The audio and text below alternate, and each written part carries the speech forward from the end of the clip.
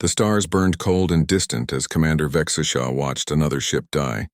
The explosion lit up the darkness for just a moment before the void swallowed it whole. Her claws dug into the armrest of her command chair. That was the 7th ship they had lost today. Enemy fleet retreating, her tactical officer reported. His voice carried the exhaustion they all felt. Vexisha nodded slowly. Another battle won. Another day of freedom purchased with blood. She looked at the tactical display showing the scattered remains of both fleets. The Galactic Concordat had sent 3 times as many ships as last time. Next time it would be more. Get rescue teams to the damaged vessels, she ordered. Salvage what you can from the wrecks. We'll need every piece of metal we can get. The bridge crew moved with practiced efficiency. They had done this too many times before. Vexisha stood and walked to the viewport, staring out at the Perseus frontier. Somewhere beyond that sea of stars, the Concordat was planning their next move. Somewhere out there, thousands of worlds bowed to their rule.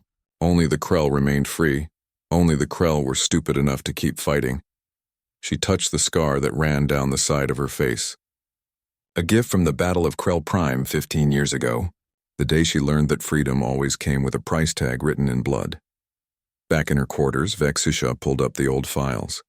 She did this after every battle, a ritual that helped her remember why they fought. The files told stories of species that once stood against the Concordat. The Thon, the Viridians, the Kalesh, all of them were now integrated into Concordat society. A polite word for enslaved, but one species stood out in the records. The humans. 500 years ago they had told the Concordat no. They refused integration.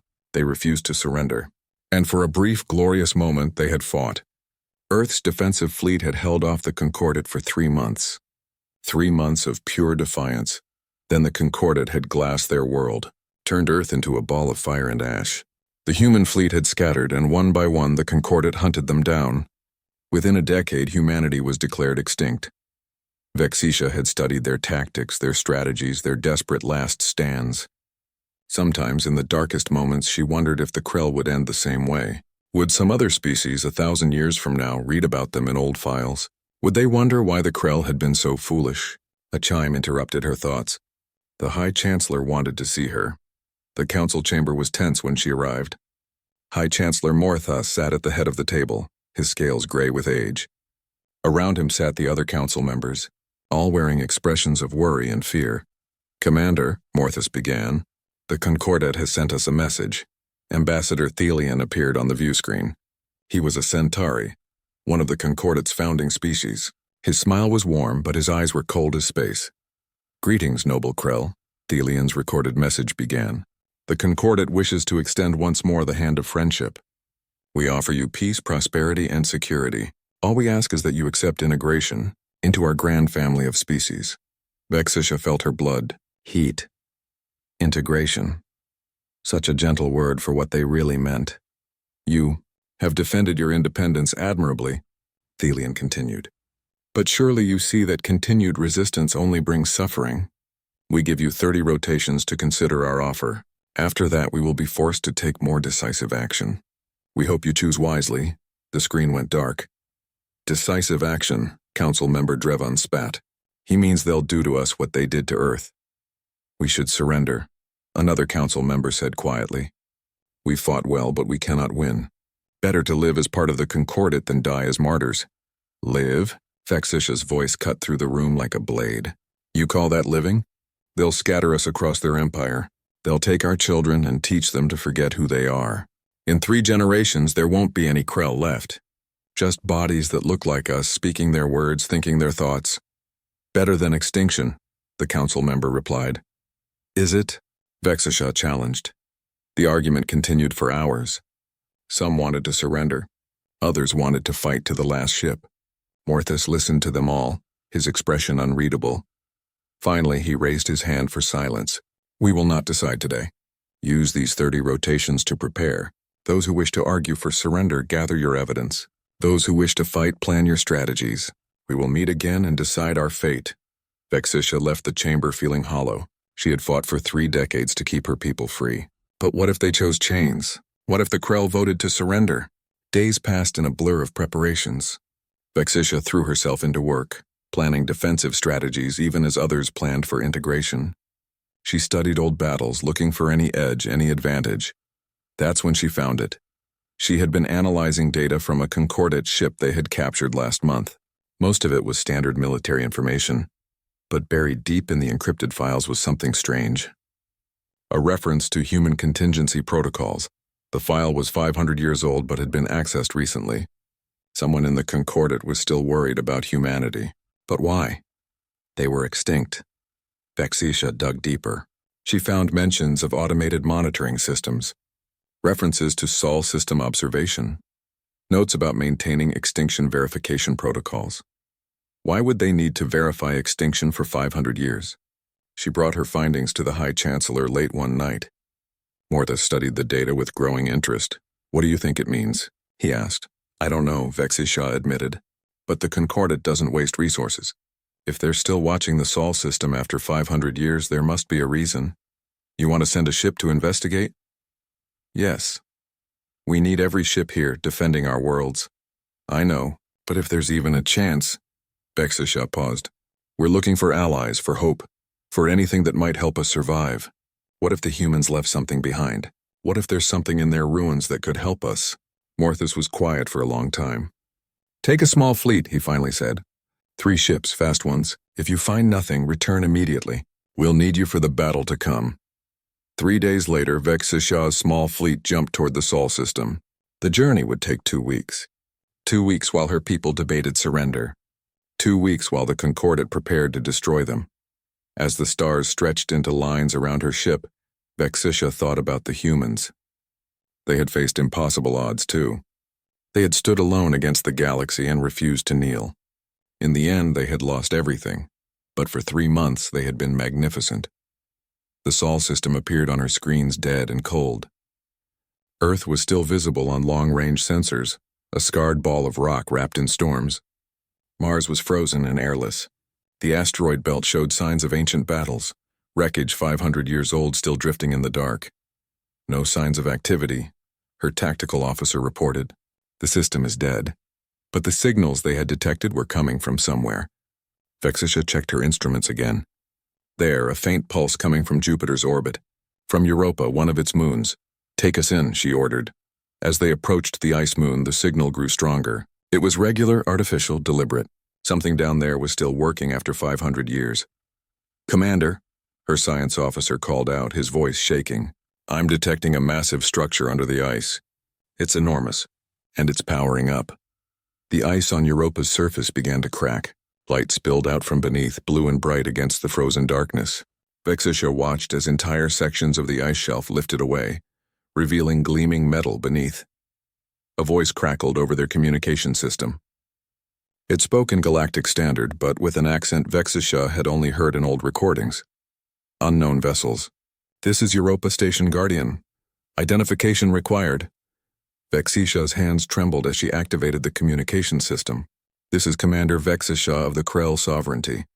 We came because..." "Searching database," the voice interrupted. "Krell Sovereignty. Current status, independent. Concordat integration status, resistant. Threat assessment. Concordat has issued extinction ultimatum. Estimated time to hostile action. 23 rotations." The precision shocked her. "How do you know that?" "We've been watching," the voice replied. "Waiting." The protocols were clear. If another species defied the Concordate and faced extinction, we were to respond. "Who are you?" Vexisha demanded. "I am Guardian, caretaker of humanity's legacy, and I bring a message 500 years in the making." The AI paused. "Humanity is not extinct, Commander. They're coming home, and they're bringing friends." Before Vexisha could respond, alarms blared across her ship. Jump signatures were appearing throughout the Perseus frontier. Hundreds of them. Ships were arriving from deep space, from regions no one had ever explored. Ships marked with a symbol Vexisha had only seen in history books. A blue planet, half in shadow, with a single moon. The symbol of Earth. The human fleet materialized like ghosts from a nightmare. Dozens of massive ships appeared across the Perseus frontier, each one larger than anything in the Krell Navy. But it wasn't their size that made Vexisha's blood run cold. It was how quietly they had arrived. How easily they had bypassed every sensor and early warning system the Krell possessed. If the humans wanted to destroy them, the Krell would never have seen it coming. "Commander, we're receiving a transmission," her communication officer said, his voice tight with tension. "Audio and visual. Put it through." The view screen flickered to life, showing a human male in a military uniform. He looked young, perhaps 40 standard years, with dark skin and gray streaks in his short black hair. His eyes were sharp and calculating, the eyes of someone who had seen too many battles. "Commander Vexishaw," he said, his voice calm and steady. "I am Admiral Marcus Kane of the Human First Fleet. We received Guardian signal and came as quickly as we could. Permission to come aboard your vessel? We need to talk." Vexishaw exchanged glances with her crew. This could be a trap, but then again, if the humans wanted them dead, they wouldn't need permission. "Permission granted, Admiral. But come alone and unarmed." Kane smiled slightly. "Agreed. Transmitting shuttle approach vector now." 20 minutes later, Vexishaw stood in her ship's docking bay, watching as a sleek human shuttle touched down. The airlock cycled and Admiral Kane stepped out. He was tall, even for a human, and moved with the easy confidence of someone comfortable with danger. He stopped a respectful distance away and placed his right hand over his heart. "Thank you for receiving me, Commander. I know this must be overwhelming." "Overwhelming," Vexishaw repeated slowly. "Your species has been extinct for 500 years. "We were never extinct," Kane replied. "We were scattered, hiding, building, waiting." "Waiting for what?" "For the right moment. For the right allies." Kane's expression grew serious. "And for the Concordat to forget about us. They're very good at crushing open rebellion, Commander, but they're terrible at hunting shadows." Vexisha led Kane to a private conference room. Once the door sealed behind them, she turned to face him directly. "Tell me everything." From the beginning, Kane sat down and began. His words painted a picture that Vexisha had never imagined. When the Concordat glassed Earth, they thought they had won. The human fleet scattered just as planned, but they didn't scatter randomly. 3 dozen colony ships, each carrying 100,000 humans in cryosleep, had jumped into uncharted space. They went beyond the explored regions of the galaxy, into areas the Concordat had never bothered to map. "We spent the first century just surviving," Kane explained. "The colony ships weren't meant for permanent habitation. We had to build new homes, new infrastructure, everything from scratch. No planets to settle on, no resources except what we brought and what we could mine from dead systems." "How did you survive?" Vexisha asked. "We adapted. Humanity has always been good at that." Kane pulled up a holographic display showing asteroid colonies, massive space stations, and ships that looked more like mobile cities. "We became a spacefaring civilization in the truest sense. No homeworld to protect, no single point of failure. We spread across a dozen systems, building hidden colonies in places no one would think to look." "And the Concordat never found you?" "Oh, they looked. For about 50 years, they actively hunted us. But space is vast, Commander, and we got very good at hiding. We built our stations inside asteroids powered by shielded reactors. We learned to minimize our electromagnetic signatures. Every ship we built was designed for stealth first, combat second." Kane leaned forward. "But we didn't just hide. We learned. We studied. We intercepted Concordat communications and decoded their protocols. We hacked their data networks and copied everything we could find. For 500 years, we've been watching the galaxy, learning about every species, every technology, every political movement. And you've been watching us," Vexisha said, "for the last 30 years, yes. Ever since the Krell made it clear you wouldn't bow to the Concordat. We sent observers disguised as traders from minor species.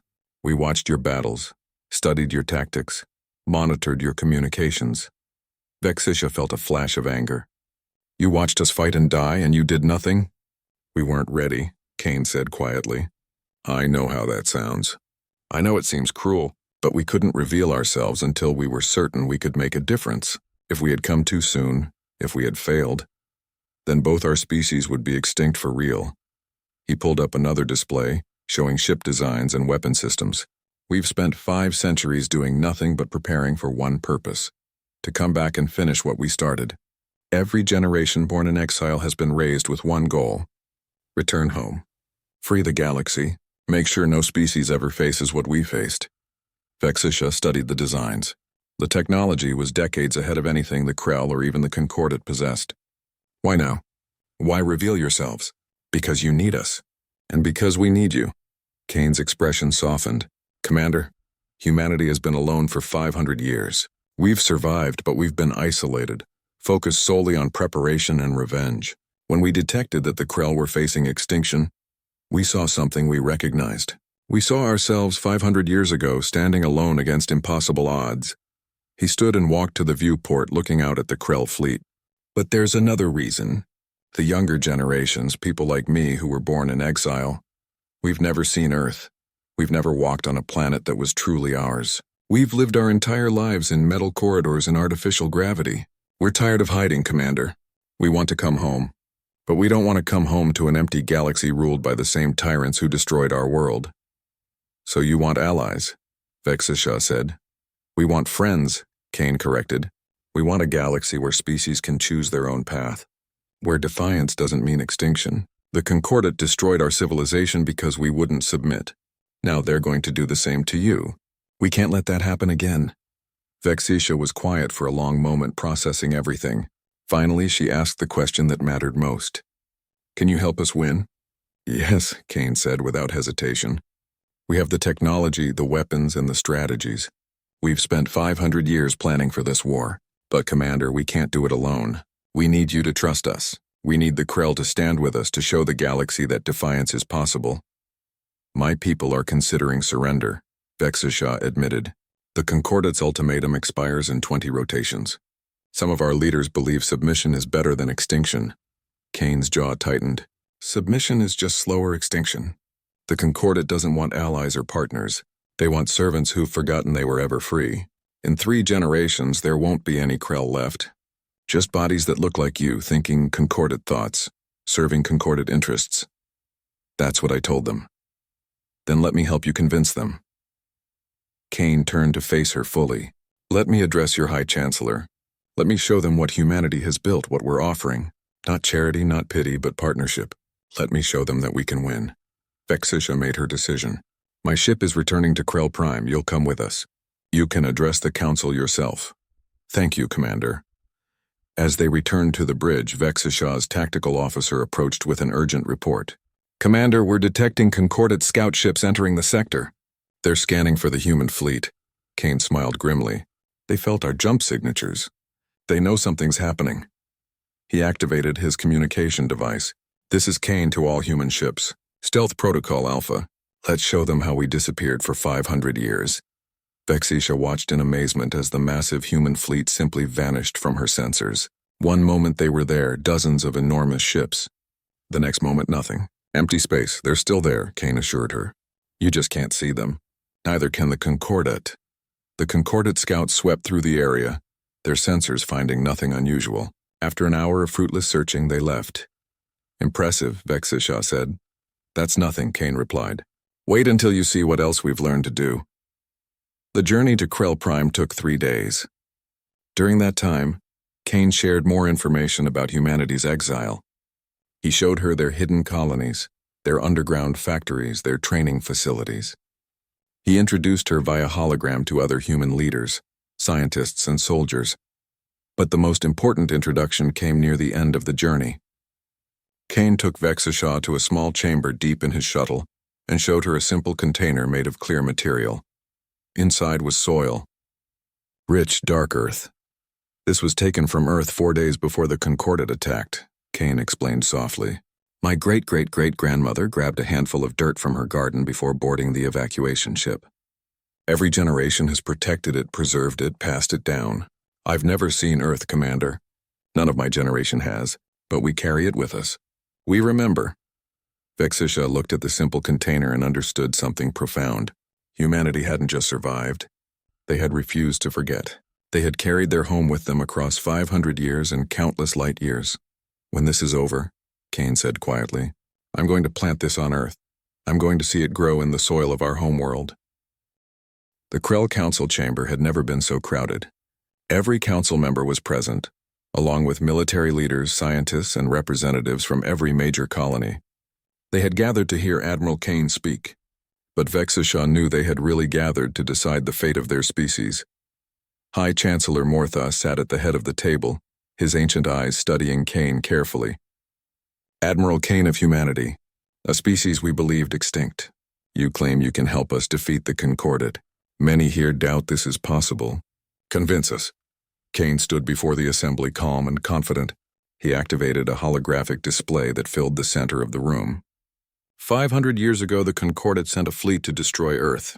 They succeeded. They killed billions of my people and turned our homeworld into ash. But they made one critical mistake. The display showed images of Earth burning, of human ships fleeing into the darkness. They let some of us escape. They thought we would scatter, weaken, and eventually die out. They were wrong. We didn't just survive. We evolved. The hologram shifted, showing human colonies hidden inside asteroids, vast shipyards in deep space, and research facilities built in the shadows of dead stars. For 5 centuries, we've had one purpose: to return and ensure that what happened to us never happens to anyone else. We've built the technology, trained the soldiers, and developed the strategies to defeat the Concordat. Council member Drevon spoke up, his voice skeptical. The Concordat controls thousands of worlds and commands millions of ships. How can humanity, hiding in the dark, possibly challenge such power? Because we've studied them, Kane replied. We know every tactic they use, every weakness in their defenses, every political division in their alliance. We've spent 500 years learning how to fight them. More importantly, we've learned how to think differently than they do. He changed the display to show battle simulations. The Concordat fights like an empire. They rely on overwhelming force, superior numbers, and the fear of their reputation. They win by making resistance seem hopeless, but they're not prepared for what we've become. The simulation showed human ships using hit-and-run tactics, appearing from nowhere, striking hard, and vanishing before the Concordat could respond. We fight like shadows. We don't face them head-on where they're strongest. We strike at their supply lines, their communication networks, their coordination systems. We make them afraid. We make them doubt. Another council member, an elderly female named Sharian, asked quietly, "And what do you want from us in return for this help?" Kane met her eyes directly. "Your alliance, your trust, your commitment to building a different kind of galaxy when this is over." He paused. "And your courage to show other species that the Concordat can be beaten." "You want us as symbols," Morthus observed. "I want you as partners," Kane corrected. "Humanity has been isolated for too long. We've survived, but we've been alone. The Krell have fought openly for decades, refusing to surrender even when surrender seemed logical. That courage, that defiance is something we need. It's something the whole galaxy needs to see." The council debated for hours. Some argued for accepting Kane's offer. Others remained convinced that surrender to the Concordat was safer than trusting an unknown species. Vexisha watched Kane throughout the arguments, impressed by his patience and composure. Finally, Morthus called for silence. "Admiral Kane, you speak of partnership and alliance, but you have revealed little about your military capabilities. How can we commit our people to a war without knowing the strength of our allies?" Kane nodded. "A fair question, High Chancellor. Perhaps a demonstration would be more convincing than words." He activated his communication device. "Kane to First Fleet. Execute Demonstration Protocol 7. In orbit above Krell Prime, space itself seemed to ripple. Suddenly, dozens of human warships materialized, appearing from nowhere despite every Krell sensor being active. The ships were sleek and deadly, unlike anything in the Concordat's fleet. They moved with precision, forming complex battle formations in seconds. The council chamber erupted in shocked voices. Their sensors had shown nothing. The human fleet had been hiding in plain sight, invisible until Kane chose to reveal them. "Our stealth technology is 500 years ahead of anything the Concordat possesses," Kane explained calmly. "We can appear anywhere, anytime, without warning. But that's just one advantage." The holographic display showed a human weapon firing. The beam passed through a simulated shield as if it wasn't there, striking the target directly. "Our weapons have been designed specifically to counter Concordat defenses. Their shields, their armor, their countermeasures, we know how to defeat all of them." He showed more technology. Cyber weapons that could take control of enemy ships, communication jammers that could coordinate across an entire battlefield, and medical technology that could save soldiers from wounds that would normally be fatal. "But our greatest advantage," Kane said, his voice growing intense, "is not our technology. It's our experience. Every human in our fleet has been raised on the stories of Earth's fall. Every one of us has trained from childhood to fight this war. Every ship, every weapon, every tactic has been designed with one enemy in mind. The Concordat has been at peace for centuries, growing soft and complacent. We've been preparing for war since before most of us were born. Mortha studied the displays for a long time before speaking. You offer us hope, Admiral. Something we have had little of recently. But hope can be dangerous. It can make us take risks we shouldn't take. Hope is the only thing the Concordat truly fears, Kane replied. They rule through inevitability, making resistance seem pointless. But what happens when a species they declared extinct returns? What happens when the Krell, who they thought would bow, stands stronger than ever? That hope spreads. Other species start to question. The entire foundation of Concordat power begins to crack. He walked closer to the council table. I understand your caution. But understand this, the Concordat is coming regardless. In 17 rotations, their fleet will arrive to destroy everything you've built.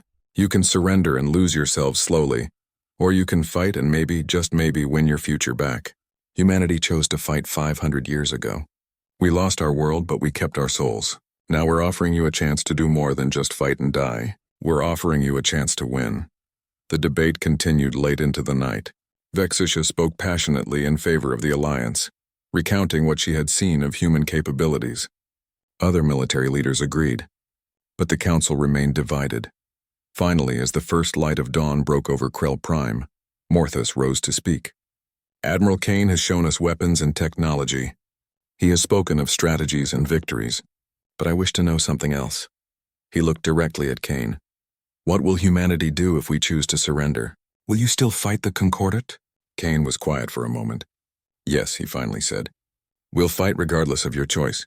We came back to free the galaxy, not just to save one species, but it will be harder without you, lonelier, and it will take longer.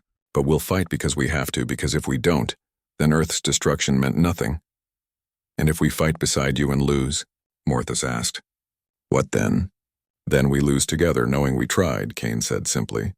But High Chancellor, I didn't cross 500 years and half the galaxy to lose.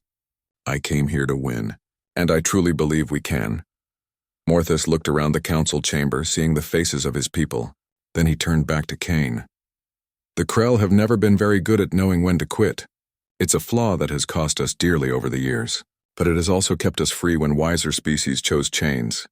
He stood slowly, his old bones creaking. We will fight, Admiral Kane. We will stand with humanity. And together we will show the galaxy that defiance is not a death sentence. It is a choice. The council chamber erupted in voices, some cheering, others protesting. But the decision had been made. The Krell and humanity would face the Concordat together. Kane placed his hand over his heart in salute. You honor us, High Chancellor. I swear humanity will prove worthy of your trust. Over the next 17 days, the Alliance worked frantically to prepare. Human engineers integrated their technology with Krell ships, improving shields and weapons. Human tacticians trained Krell officers in new strategies. Human soldiers drilled alongside Krell warriors, learning to fight as a unified force. Vexisha spent long hours working with Kane and his staff, planning the defense of the Perseus frontier.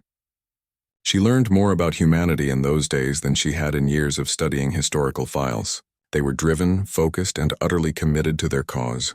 But they were also warm, quick to laugh, and surprisingly optimistic given their history. You'd think a species that lost their homeworld would be more bitter, she mentioned to Kane one evening. Kane shrugged. We could have become bitter. Many did in the early years. But bitterness doesn't build ships or forge alliances. We chose hope instead. We chose to believe that what we lost could be regained, that what was destroyed could be rebuilt. He pulled out the container of earth soil, which he carried with him always. My ancestors gave me this and told me to never forget where we came from. But they also told me to look forward, to the day we'd go home. That's what's kept humanity going for 500 years. Admiral Velsera had commanded fleets for 40 years. He had crushed rebellions, intimidated defiant worlds, and witnessed the surrender of proud species. He had never known real fear in battle. Until now. The human fleet surrounded his armada like a closing fist. 3,000 Concordat ships against what appeared to be twice that many human vessels. But numbers meant nothing when facing an enemy that could appear and disappear at will. All ships defensive formation, Velsera ordered, trying to keep his voice steady. Activate all shields and charge weapons. Prepare for engagement. His tactical officer's voice was tight with stress. Sir, we can't get accurate targeting locks. Their stealth technology is interfering with our sensors.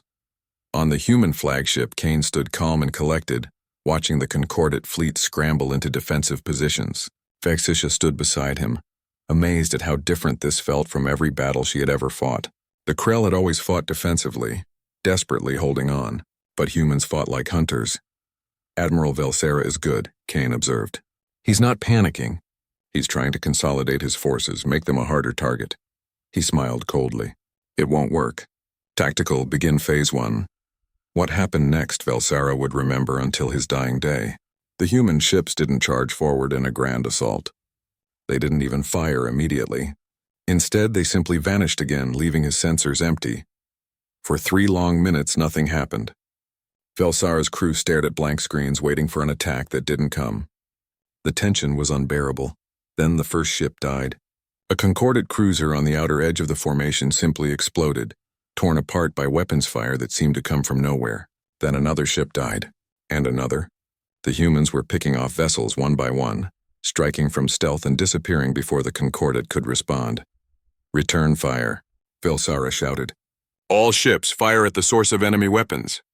But there was no source to target. The human ships were ghosts, appearing just long enough to kill and then vanishing back into the dark. Vexisha watched the battle unfold with grim satisfaction. This wasn't a fight. It was a massacre. The mighty Concordat fleet, which had terrified her people for decades, was being torn apart by an enemy they couldn't even see. Phase 2. Kane ordered. Signal the Krell fleet to engage. Vexisha activated her communication system. All Krell ships attack pattern Omega. Let's show these invaders what happens when you threaten our home. The Krell fleet, upgraded with human technology, swept into the chaotic Concordat formation. For once, they weren't fighting alone and desperate.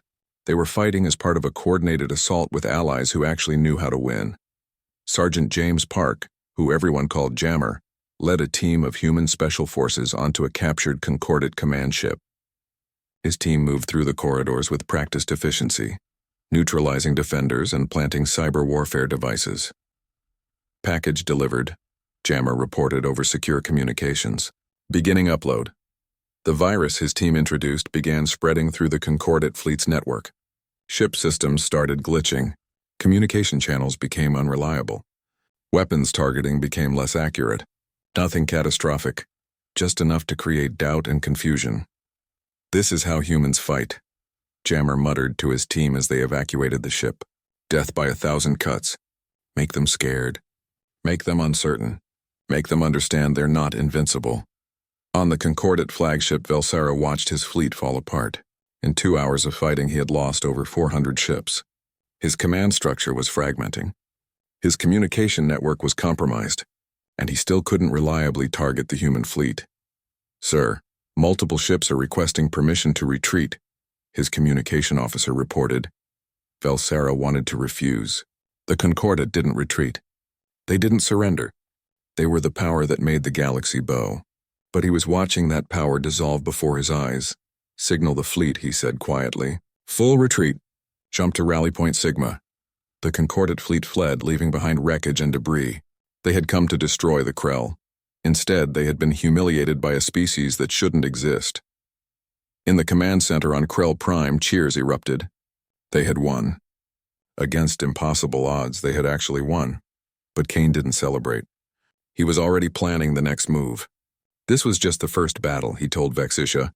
The Concordat will regroup and come back with a larger fleet. We need to hit them again before they can organize, and we need to spread the word about what happened here. Spread the word? Vexisha asked.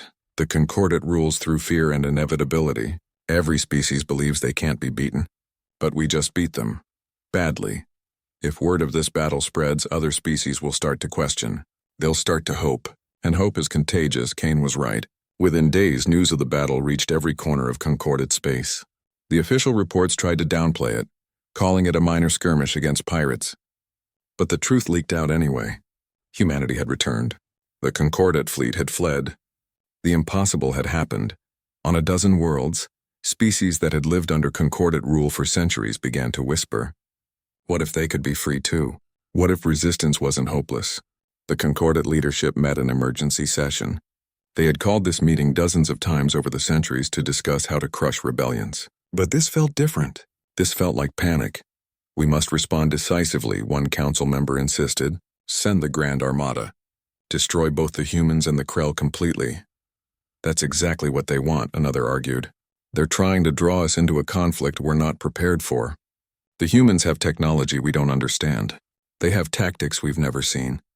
We need time to study them, to develop countermeasures." The debate raged for days while Kane and Vexisha prepared their next move. They studied concordate space, looking for targets that would cause maximum disruption with minimum risk. "Here," Kane pointed to a star system called Thelon. "It's a major logistics hub.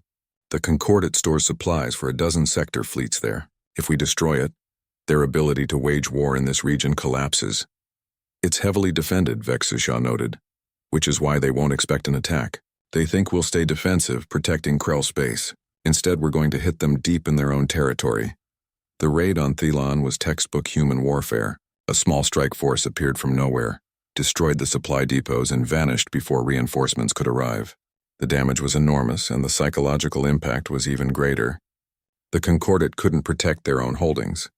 They were vulnerable. More raids followed. Communication relay stations went dark. Mining facilities were sabotaged. Patrol fleets were ambushed and destroyed. The humans struck everywhere and nowhere, keeping the concordate off balance and afraid. But the most important strike came from an unexpected direction. Jammer and his Special Forces team had infiltrated the Thelon system weeks before the raid. Their target wasn't the supply depot. It was the slave labor camp where the concordate kept the Thon, a species they had conquered 400 years ago. The Thon had once been proud and free. Now they worked in mines and factories, building the ships and weapons the concordate used to conquer other species. Most of them had forgotten they had ever been anything else. Jammer and his team moved through the camp's security systems like they weren't there. They freed the prisoners and destroyed the facility's controls. As the Thon stumbled into freedom, confused and uncertain, Jammer addressed them. 400 years ago, the concordate took your freedom. They made you forget you were ever free. But we remember. Humanity remembers every species the concordate has conquered, every culture they've erased. We came back to make sure it never happens again. You can come with us, or you can stay here and be recaptured. But understand this, you have a choice now. You're free. What you do with that freedom is up to you." Most of the Thon chose to come. They joined the growing fleet of refugees and freed slaves that followed the Human-Krell alliance. But more importantly, word of the liberation spread. The concordate subjects learned that rescue was possible, that the old order was crumbling. Rebellions began erupting across concordate space. Nothing major at first, just small acts of defiance. Workers slowing production. Officials losing important documents. Ships developing mysterious mechanical problems at critical moments. But it was enough to cause chaos. The concordate tried to crack down, but every act of repression only fueled more rebellion. They were losing control, and they knew it. Finally, the concordate leadership made a decision. They would activate the Extinction Protocol, a weapon so terrible they had only used it once before, against a species called the Viridians, who had refused to surrender 3 centuries ago. The protocol was simple and horrifying. They would burn every world that harbored rebellion. They would kill billions to make an example, to show the galaxy what happened to those who defied them. If they couldn't rule through respect, they would rule through terror so absolute that no one would ever dare resist again. Deep in human territory, Kane received intelligence about the Concordate's plan. He sat in his quarters staring at the container of Earth soil, thinking about what was coming. Dr. Amara Okafor, his chief scientist, found him there. "We intercepted the Concordate's activation codes," she said quietly. The War Council gathered in the largest chamber of the human flagship. Kane and Vexisha sat at the head of the table, surrounded by leaders from both species and representatives from the freed Thon. On the holographic display, the Concordate's extinction fleet was visible, assembled and ready to begin their campaign of destruction. "They'll start with the outer colonies," Dr. Okafor explained, her voice heavy with exhaustion. "Smaller populations, less defended. They want to make examples that the core worlds will see. Within a week, they'll kill billions. And we can stop them," Vexisha said, looking at Kane. "You have the weapon, the Pulse Network. Why are we even debating this?" Kane met her eyes steadily. "Because using it would make us no better than them. Yes, we'd save the worlds the Concordate plans to burn. But we'd kill just as many people across their territory when their systems fail. Hospitals, life support, emergency services, all gone in an instant. So we let them commit genocide? Vexisha's voice was sharp with frustration. No, Kane said firmly. We find a third option. There's always a third option. A Thon elder, newly freed from captivity, spoke up. His voice was weak from years of forced labor, but his words carried weight. The Concordat rules through fear. They want us to believe we have only two choices, submit or die. But you humans proved that wrong. You found a third choice 500 years ago. You survived. You adapted. You came back. Show the galaxy how to do it again. Kane stood and walked to the viewport, staring out at the assembled fleet. Human ships, Krell vessels, and the small collection of freed species who had joined their cause. It wasn't enough to face the extinction fleet head-on. Not even close. But maybe they didn't need to fight head-on. Dr. Okafor, Kane said slowly, an idea forming. Can we use the pulse network selectively? Target only military systems? In theory, yes. But the network wasn't designed for precision. It was meant to be an all-or-nothing weapon. How long would it take to reprogram it? Okafor calculated quickly. Days, maybe a week. But we don't have that kind of time. Then we buy time. Kane turned back to the council. We can't destroy the extinction fleet, but we can slow it down, harass it, make every mile they travel cost them. While we do that, our technical teams reprogram the pulse network. When they're ready, we use it to disable the extinction fleet's weapons and engines. Without the ability to burn worlds or run away, they'll be sitting targets. And then what? Vexisha asked. We destroy them all? No, Kane said quietly. Then we broadcast a message to every world in Concordat space. We show them their leaders, helpless and defeated. We show them that the Concordat isn't invincible. And we give them a choice, real choice for the first time in centuries. The plan was desperate and risky. Everything depended on the extinction fleet being predictable, on the pulse network being reprogrammable, on other species choosing freedom over fear. But it was better than the alternatives. I'm in, Vexisha declared. The Krell will help buy you time. One by one, the other leaders agreed. The freed Thon, the scattered human colonists, even some Concordat defectors who had joined their cause. They would all stand together. The harassment campaign began immediately. The extinction fleet couldn't move without human ships appearing from nowhere, striking at their supply lines and support vessels. They couldn't rest without Krell raiders hitting their repair facilities.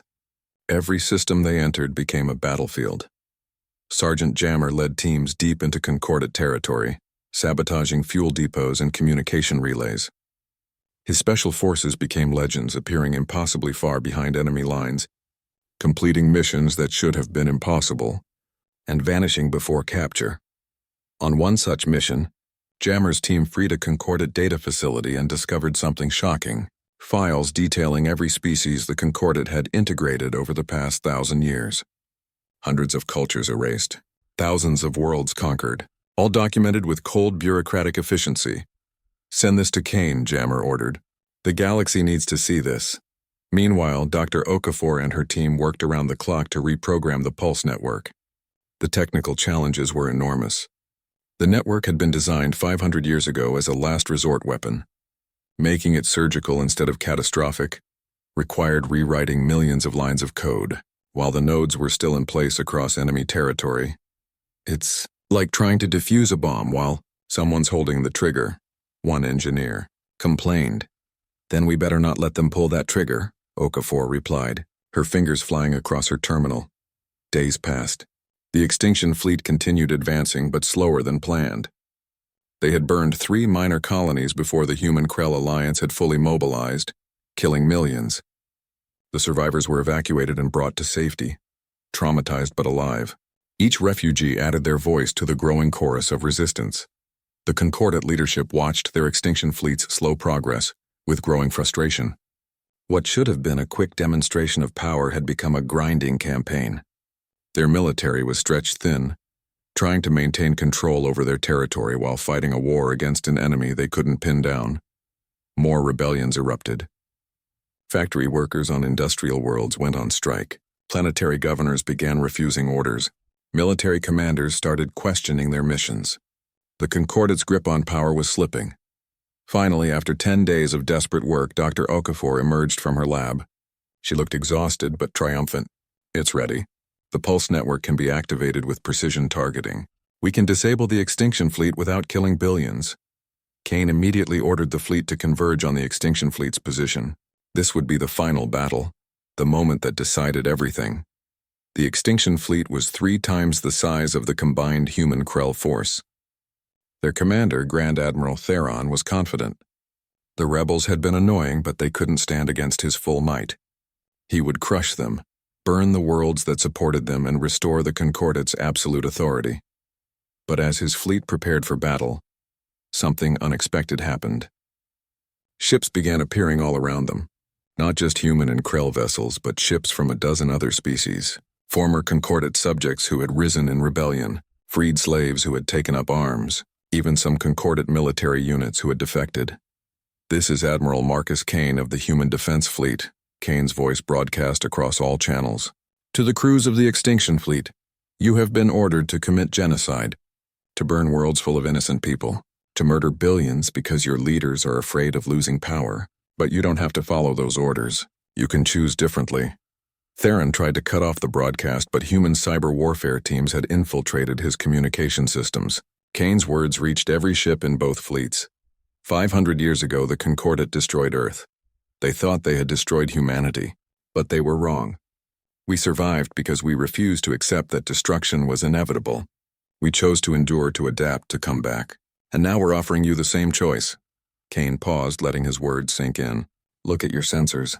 Look at how many species have joined us. The galaxy is rising up, not because we forced them to, but because we showed them it was possible. Freedom is possible. Justice is possible. A better future is possible. But only if you choose it." Theron activated his fleet-wide command channel. "Ignore the rebel propaganda. All ships, charge weapons and prepare to engage. We will destroy these traitors and then complete our mission." But something was happening in the extinction fleet. Ships weren't charging weapons. Captains were questioning orders. Crews were debating their purpose. On one ship, a weapons officer turned to her captain. "Sir, my family lives on one of the worlds we're supposed to burn. I can't do this." On another vessel, an entire crew mutinied, locking their officers in the brig and surrendering to the Allied fleet. Across the extinction fleet, the same pattern repeated. Not every ship, not even most of them. But enough. Enough to create doubt. Enough to fracture the fleet's unity. Theron watched his command dissolve. "All loyal ships, open fire. Destroy the rebels, both external and internal." His most fanatical supporters obeyed, but their targeting was confused. Were they fighting the human Krell fleet or their own mutinying vessels? In the chaos, friendly fire incidents erupted. Kane saw his moment. "Dr. Okafor, activate the Pulse Network. Target only ships that are actively firing." The Pulse Network came to life. Across Concordate space, 500 years of preparation activated in an instant. Ships that were attacking suddenly went dead, their weapons systems and engines failing. But life support continued. Communication systems stayed active. The crews were alive and helpless, floating in space while rescue ships approached. "This is how we fight," Kane broadcast. "We disable, not destroy. We offer mercy, not vengeance. We give you the choice your leaders tried to take away." The battle was over. The extinction fleet was fractured, with half the ships disabled, a quarter defected, and the remainder unsure what to do. Grand Admiral Theron sat in his command chair, staring at defeat. Vexisha couldn't believe what she was seeing. "We won. We actually won." "Not yet," Kane said. "Now comes the hard part." Kane sent a message directly to the Concordate leadership. "This is humanity's final offer. Stand down. Face justice for your crimes.